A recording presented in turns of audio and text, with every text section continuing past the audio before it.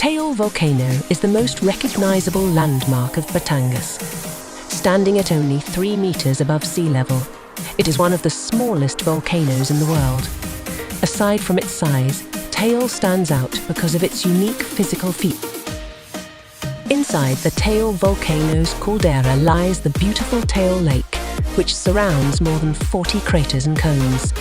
In the middle of this lake sits Volcano Island.